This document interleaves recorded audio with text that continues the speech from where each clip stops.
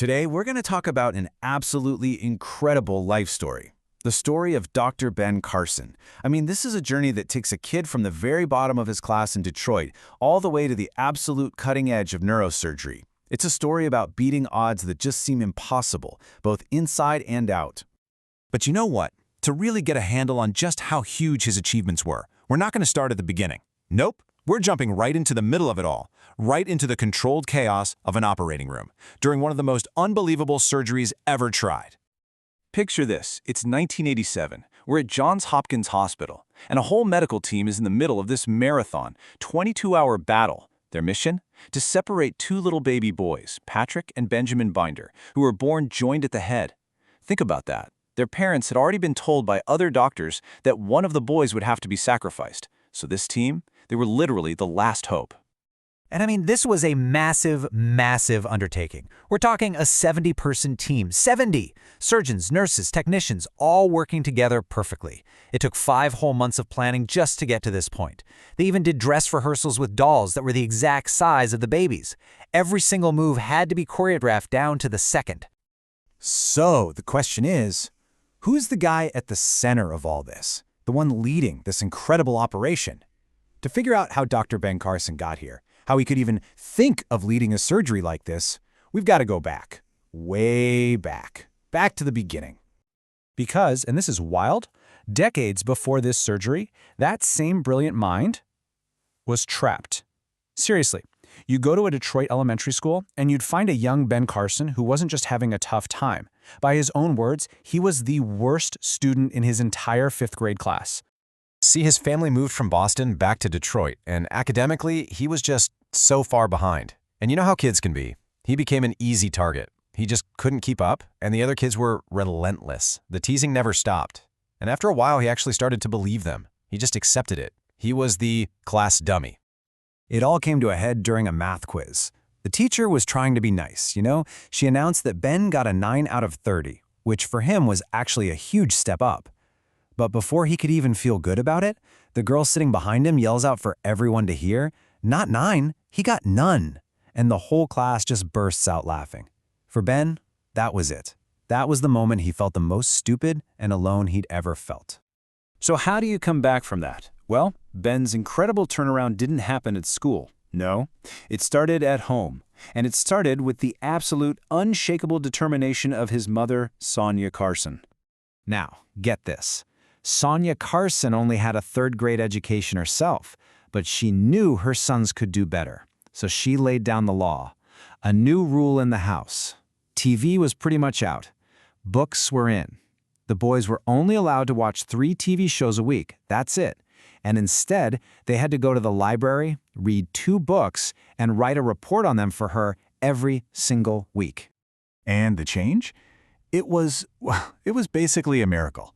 At first, Ben had never even read a whole book, but pretty soon, he was just tearing through books about animals, science, you name it. His vocabulary exploded, he started understanding everything, and his grades just shot through the roof. In just 2 years, he went from being the so-called dummy to being number 1 in his class. Reading literally unlocked his brain. Okay, so problem solved, right? Smart kid, bright future. Well, not so fast. Intelligence wasn't his only battle. As a teenager, he developed this violent, really uncontrollable temper. A kind of inner rage that was putting him on a fast track to ruin everything. And this internal war just came to this terrifying climax when he was 14 years old. He's arguing with his friend, a kid named Bob, over something as simple as a radio station. And Ben's temper just erupts. He grabs a knife and lunges at him, tries to stab him right in the stomach, and in a moment that you can call chance or you can call providence, the knife hits Bob's big metal belt buckle and the blade just snaps. It saved his friend's life. Can you imagine? He was horrified. He ran home, locked himself in the bathroom, and just stared at himself in the mirror, completely disgusted with the person looking back at him. He knew, right then and there, that this temper was going to land him in jail or in a grave. And in that moment of total desperation, he just dropped to his knees and prayed for God to take the anger away. He says when he walked out of that bathroom, he was a different person. He was finally free from that rage that had been controlling his life. So with his mind unlocked and that terrible temper gone, the path was finally clear. And what a path it was! He went to Yale, then the University of Michigan Medical School, and then a neurosurgery residency at Johns Hopkins, which, by the way, is where he would go on to pioneer some of the most mind-blowingly complex surgeries you can even imagine. One of the things he's most famous for is reviving and perfecting a procedure called a hemispherectomy. Now, this is a radical, last resort kind of surgery. We're talking about removing half of a person's brain to stop these just catastrophic seizures. For years and years, doctors thought this was way too dangerous. The mortality rates were just terrifyingly high. But Dr. Carson changed all that. His very first one was on a little 4-year-old girl named Miranda Francisco. She was having hundreds of seizures every single day.